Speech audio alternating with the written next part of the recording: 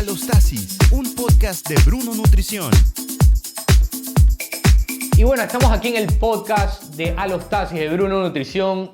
Otro episodio más para disfrutar, para compartir, para poder aprender y conocer más sobre estos especialistas que invitamos. Hoy en Alostasis tenemos a Cristina Bajaña. Ella es colega, ella es graduada en la Universidad Católica de Santiago de Guayaquil y está también formada en alimentación respetuosa y liberación corporal.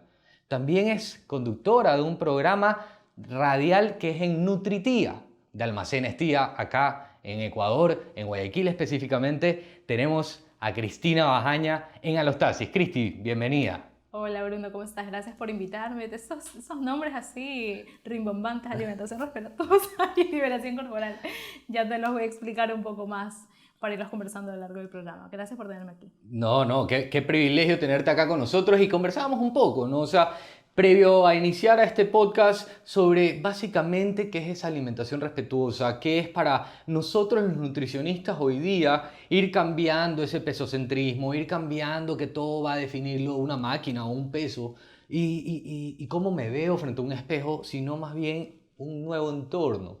O pienso yo siempre le digo a las personas la esencia de la nutrición realmente, porque nutrición, ¿qué es lo que nos enseñaron en la universidad, Cristi, ¿no? ¿Verdad? Entonces, uno se va encontrando al salir con un caminar donde entendemos más al paciente, donde conocemos más a ese paciente, y es ahí donde nosotros podemos empezar a ayudarlo de otra perspectiva. Y tú como profesional que estás iniciando, porque también salimos todos pesocentristas, pero ya empezaste también a hacer esa modificación hacia tus pacientes, porque ¿qué has encontrado ahí? Bueno, yo tengo desde el 2014 trabajando de forma tradicional y a finales del 2020 me crucé con un montón de información que yo jamás en la vida había escuchado, de la cual no se habla demasiado todavía aquí en Ecuador, pero hay bastantes referentes en México, en Estados Unidos, sobre alimentación intuitiva, sobre un enfoque de salud en todas las tallas, sobre hablar de estigma de peso. Jamás en mi vida había escuchado que era eso, gordofobia, aceptación corporal, neutralidad corporal. O sea, eran unos conceptos que yo jamás había escuchado y como te decía antes del podcast, era como mientras más lo escuchaba, por supuesto que me hacía demasiado ruido porque era como, iba en contra de todo lo que me habían enseñado siempre. Pero a pesar de hacerme mucho ruido, era como la pieza clave que hacía falta porque la forma tradicional de llevar la nutrición tenía muchas cosas que no me cuadraban completamente. Y este hecho de que no me cuadraban en primera instancia venía desde ver las experiencias de los pacientes que después de años de haberlos atendido y de que hayan llegado a su, entre comillas, peso ideal, regresaban con el mismo peso que tenían antes o más.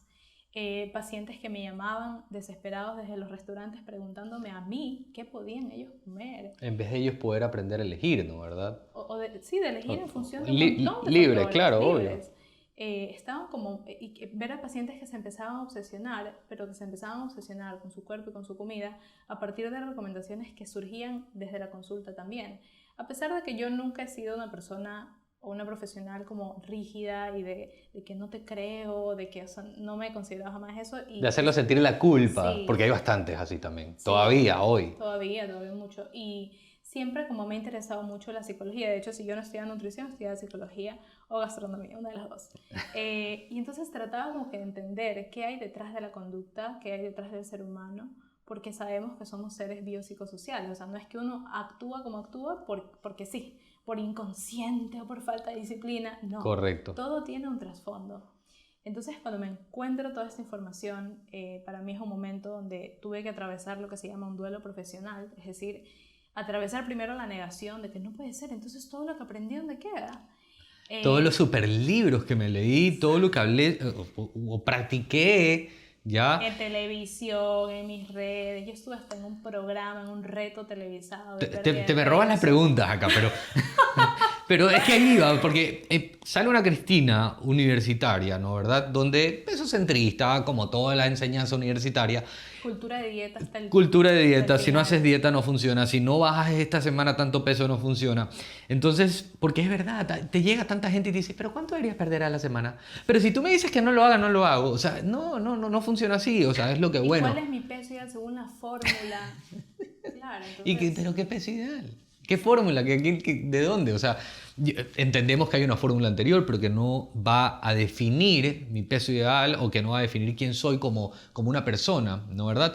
Pero ¿a qué voy con esto? Porque Cristina se encuentra en un mundo televisivo, ¿no verdad? Haciendo un muy buen programa en su momento, que nadie va a discutirlo, pero que en el tiempo Cristina hoy tal vez dice, no creo que fue una mala experiencia, pero tal vez me hubiese haber aprendido lo que sé hoy para haberlo enfocado tal vez de otra manera en ese momento. Bueno, sabes que parte del duelo profesional me ha costado como que liberar esa culpa, porque yo sé que hice inconscientemente mucho daño, no, con las herramientas que tenía en su momento.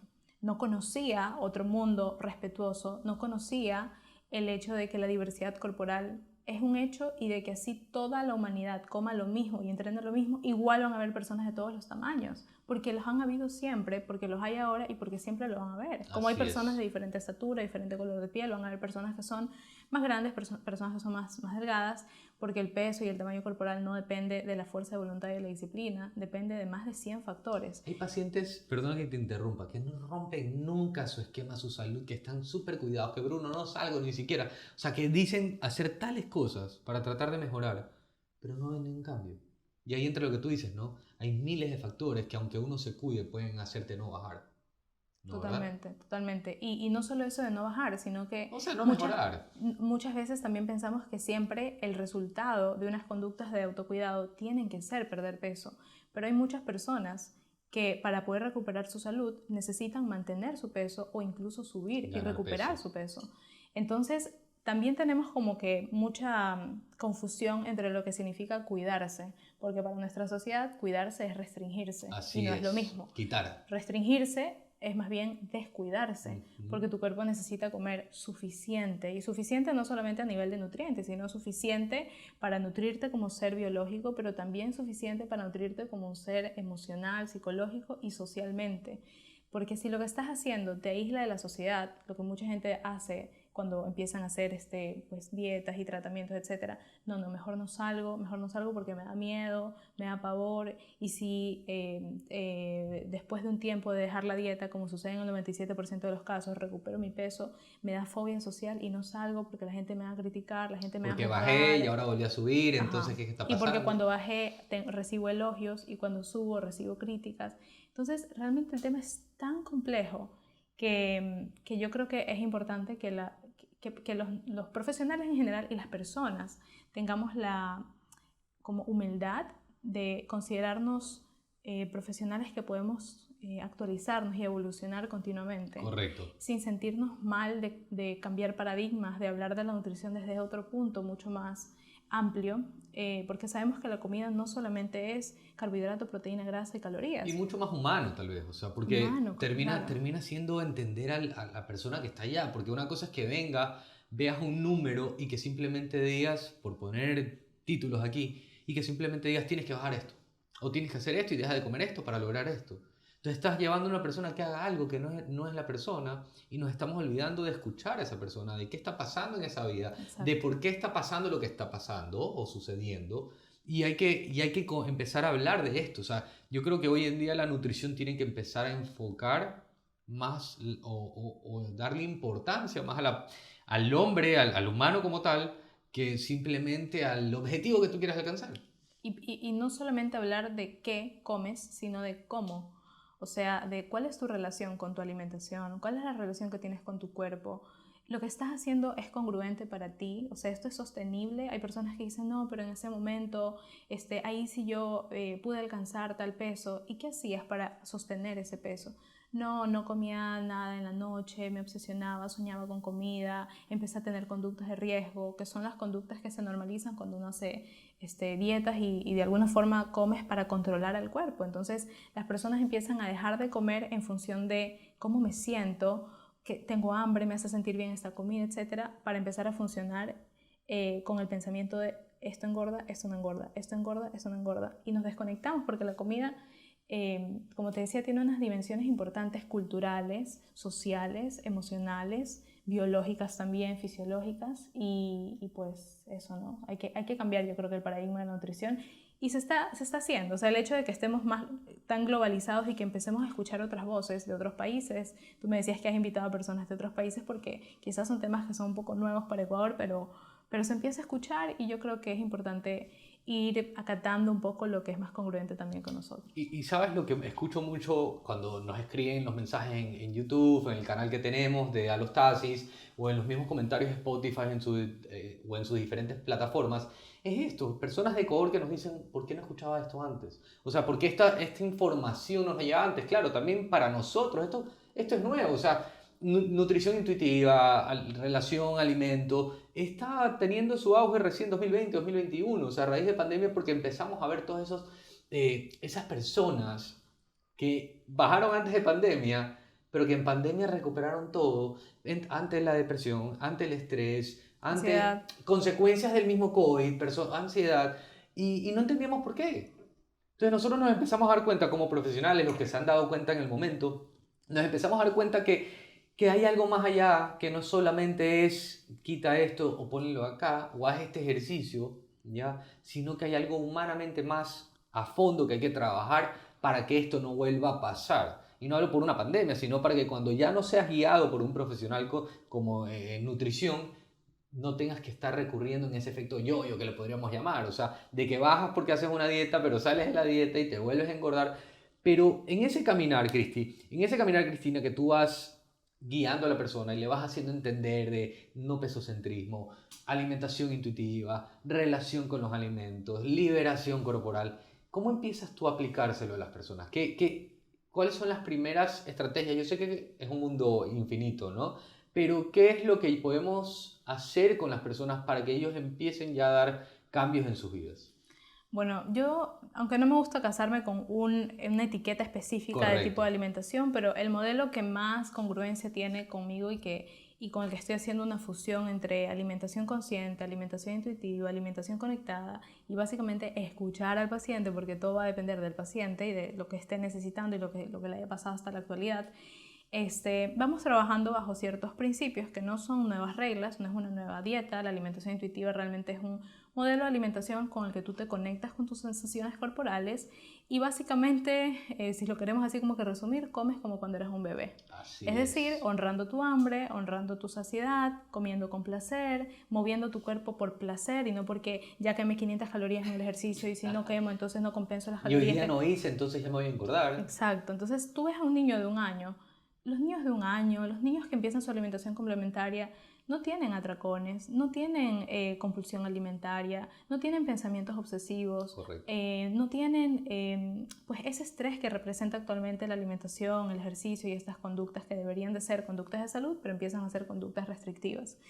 Y bajo estos 10 principios empezamos a trabajar varias cosas, ¿no?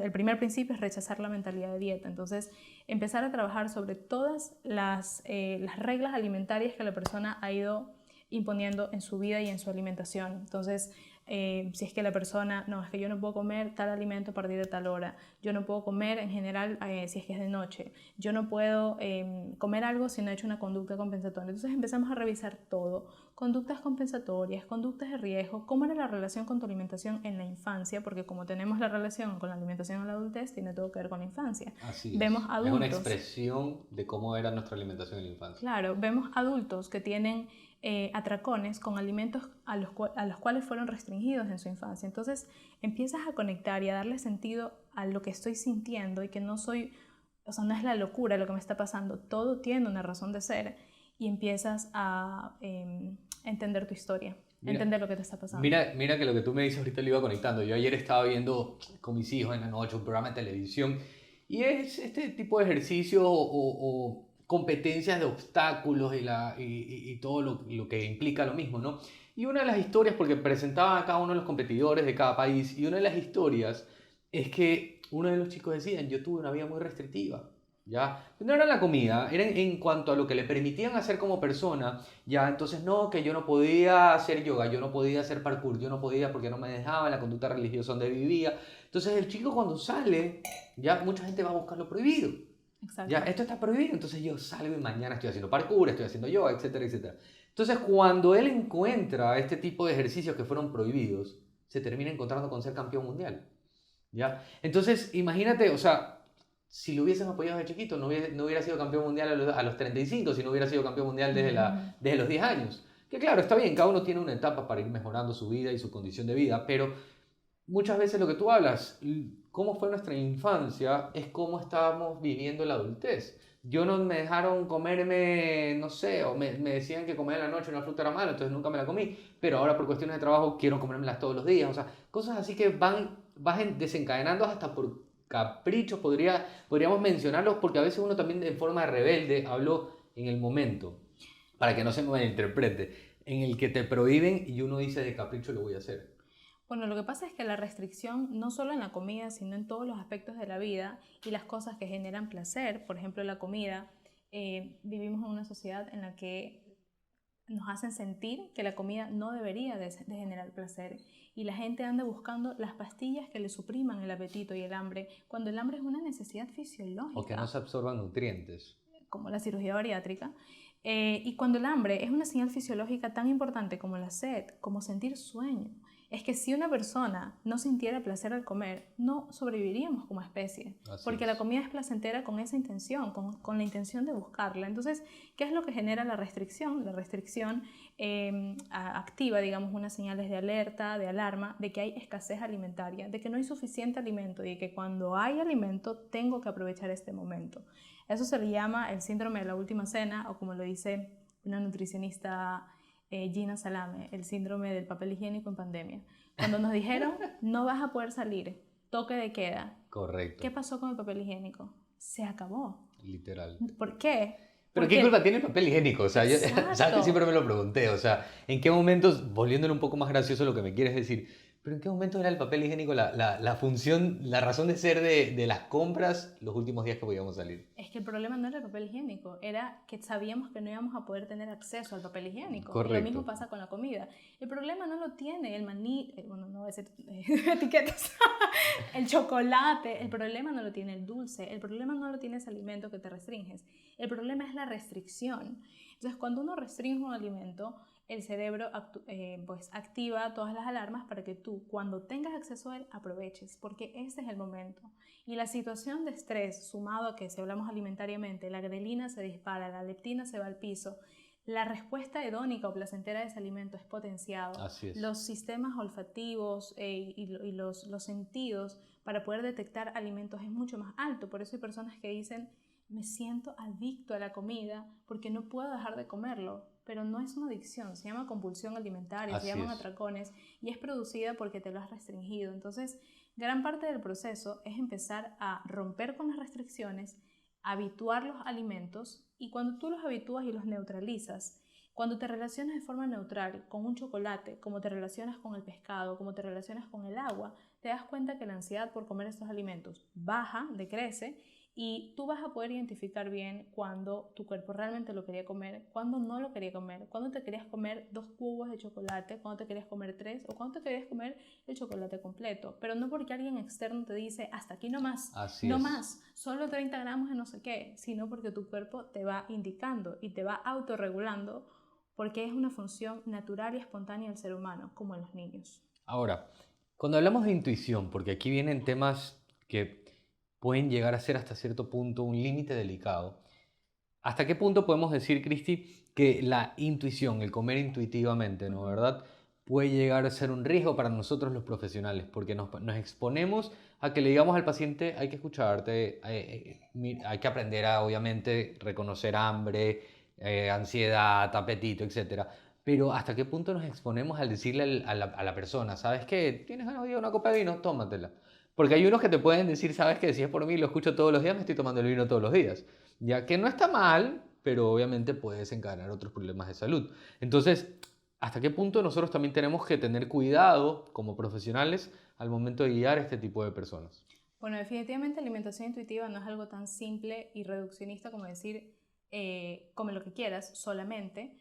Sí es come lo que quieras, pero también es come placenteramente, come alimentos que te satisfagan, porque si tú en el día a día comes alimentos que te dijeron que tenías que comer, pero realmente no cubren tu apetencia, tu cuerpo siempre va a querer comer alimentos que sí cubran tu apetencia. Lo va a estar buscando. Lo va a estar buscando. Entonces ahí las personas dicen, pero es que siempre mi cuerpo me pide. siempre tu cuerpo te pide porque te lo permites realmente o porque tienes restricciones, porque comes no placenteramente. Comer intuitivamente es también honrar las necesidades nutricionales de nuestro cuerpo. Si tú estás comiendo, no sé, una vez al día, si estás comiendo un almuerzo triste, así con unas cantidades que te quedas con hambre, por supuesto que las señales de apetito van a estar tan altas. ¿Y es bueno comer una vez al día? O sea... Porque, a ver, intuitivamente te puedo decir necesito una vez al día comida. Mira, uno de los principios de la alimentación intuitiva es también darle una nutrición gentil a nuestro cuerpo. Y darle una nutrición gentil es saber que comer y nutrirte es una práctica primero de autocuidado y que es importante que tú puedas tener una estructura flexible de alimentación. Flexible quiere decir que si efectivamente tú en el desayuno sientes que, o sea, no te pasa ni gota de alimento y no querías comer, ese día no comes. De repente puede ser que al día siguiente sí tenías ganas de desayunar y desayunas. Desayunas, correcto.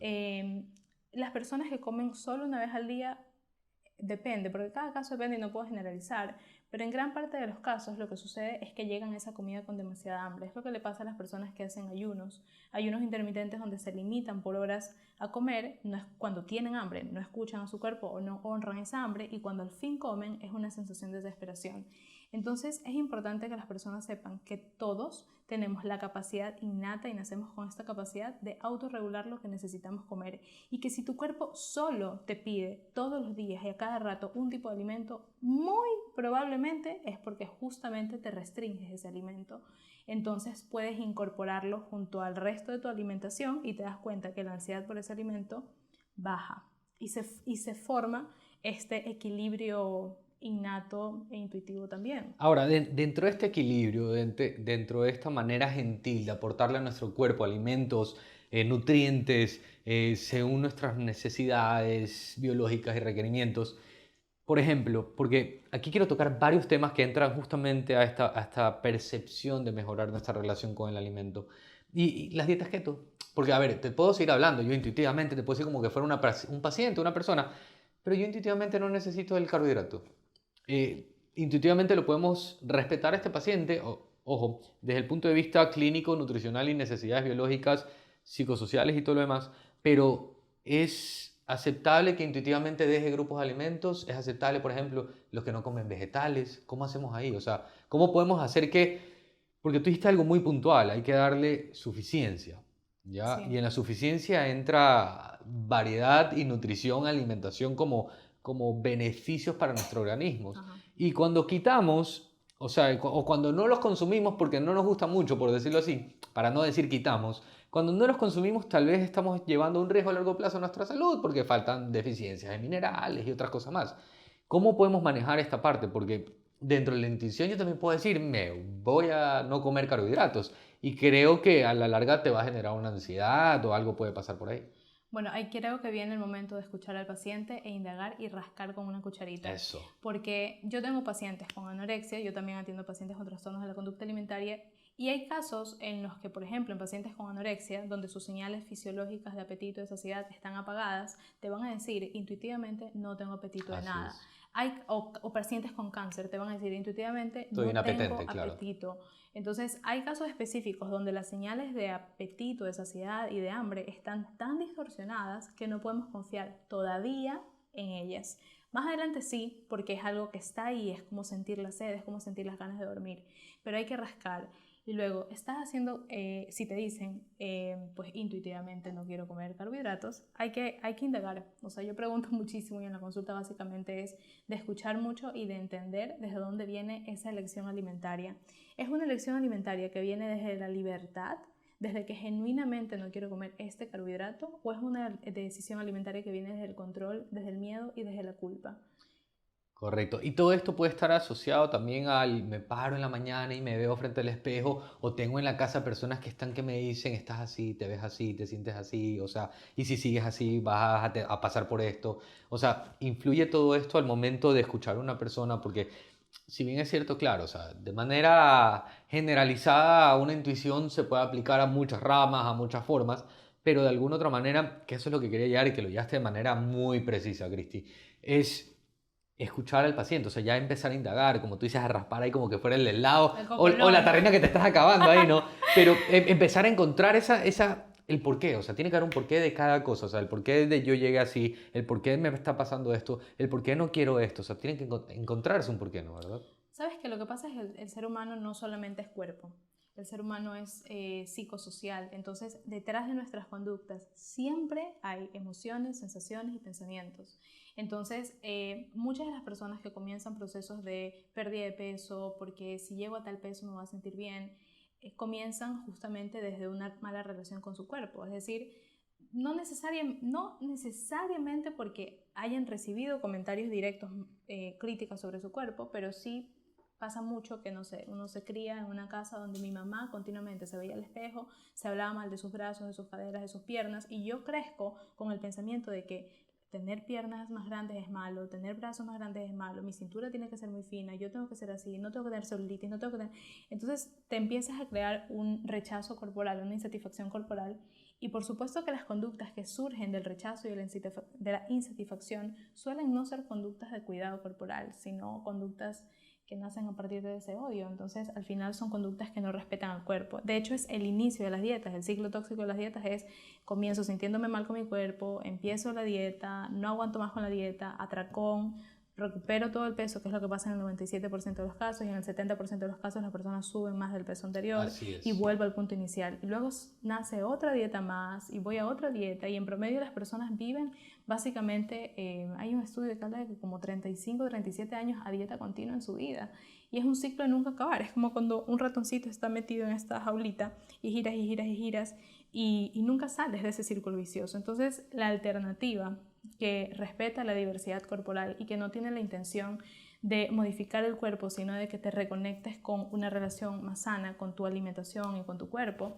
y que puedas aceptarte para que a partir de la gratitud y del respeto corporal puedas honrar todas estas dimensiones tuyas, es la alimentación intuitiva, alimentación consciente, alimentación respetuosa, llámalo como lo quieras llamar, pero una alimentación alejada de las dietas. Y aquí entra la liberación corporal. Bueno, la liberación corporal es básicamente poder habitar este mundo en el cuerpo en el que tienes ahora. Porque muchas personas, llamándolo. por supuesto, muchas personas dicen: no, yo no me puedo tomar fotos hasta que tenga ese cuerpo, yo no puedo salir de viaje hasta que tenga ese cuerpo, no voy a emprender hasta que tenga ese cuerpo, no voy a ponerme esta ropa hasta que... Entonces dejas de vivir. Wow. Tu vida se paraliza, se pone en pausa y te das cuenta a los 60 años, chuta, no hice nada de lo que yo quería, esperando un cuerpo idealizado que al final no era mi cuerpo. Mira que tú me dices esto ahorita, Cristina. El otro día hablaba con una paciente, bueno, un tiempo atrás, y ella me decía: Bruno, yo vivía dietas de los 13. Yo estuve nutricionista desde que tuve 13 años. O sea, yo le decía: wow, ok. Entonces, yo ya en mi mente decía: a esta chica no la puedo llevar por otro, o sea, un camino de dieta. Por lo mismo de toda la vida, claro. Porque si es que las dietas funcionaran, las hiciéramos una sola vez en la vida y nada más. Entonces, la empecé a llevar por otro camino, ¿ya? Porque este camino de la intuición, de la relación, es completamente nuevo en nutrición. Y por eso me encanta hablarle. Mira que el podcast yo lo centraba al principio en otra forma de nutrición.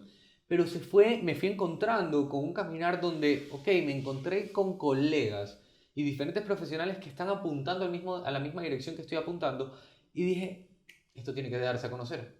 Porque ya no es uno, ya no es dos, ya son algunos que están tratando de entrar, pero todavía nos encontramos afuera con ciertas estructuras, ideologías que son fuertes. Totalmente. Educativas, a nivel institucional. Es que si esto nos enseñara en el colegio no pasaríamos por esto tal vez, o bajaría mucho el porcentaje de este tipo de problemas. Y lamentablemente no nos enseñan en la escuela, nuestros padres no tuvieron la educación. Yo hablaba en mi primer episodio de que nuestros padres fueron la generación que no conocía el amor.